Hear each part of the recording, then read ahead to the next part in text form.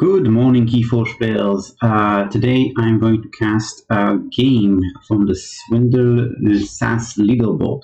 If you're not familiar, the Swindle SAS leaderboard is kind of a permanent leaderboard in which players occupy slots based on SAS, and then those players can be challenged. You can see here, for example, this is the 78th slot which I occupy with Bac Il Brillante. I have my deck set up here. This is the date in which I took the slot, and this is how many times I've defended the slot. Basically, anytime somebody challenges me, we try and find a time to play the game, and then if I win, I increase this number by 1, and if not, then they take over the slot. This is a really fun way to get some gains between events. I really like to do Swindle leaderboard when I get a new deck that is like lower SAS and I want to try it out against a similar SAS deck. And I jump over to the leaderboard and challenge somebody. Always a good time. Today we are going to be spectating the game between JDG314 and Ecuador. Both strong players, and the slot is 90 plus. So let's have a quick look at their decks. This is JDG's deck, and this is Ecuador's deck. So JDG's deck is a 91 SAS, Logos Mars Untamed deck. Now I can already see there's a triple grabber jammer, which is definitely strong. There's double mimicry, which is awesome.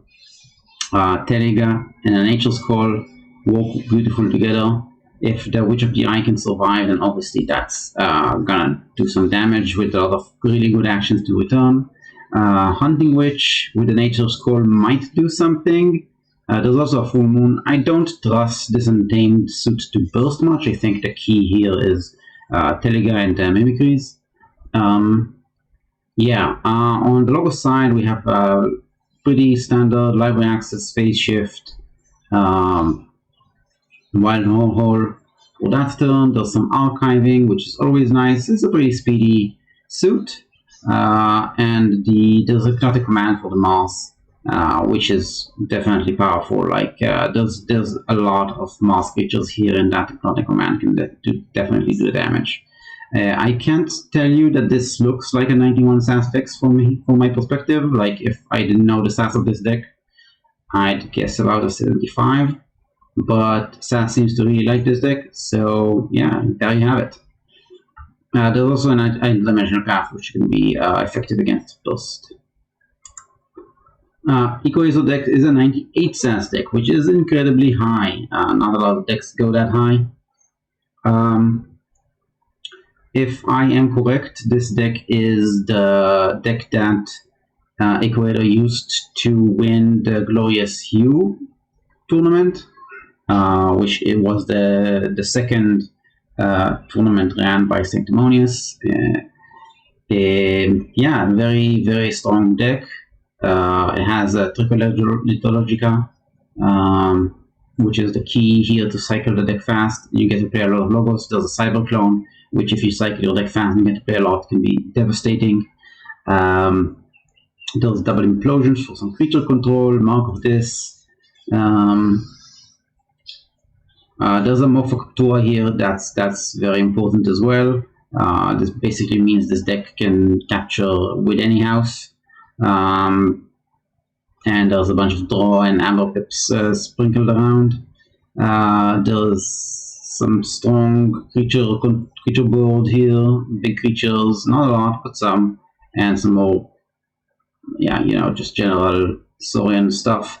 Honestly, this deck is extremely speedy, and it just generates amber way faster than it looks. Like, it says 22, but basically the speed is a multiplier of this 22, and you get like this deck feels like it has an E of at least 30. So these two decks are gonna fail off. How do I think this match would go? I think that Ecuador deck is significantly stronger.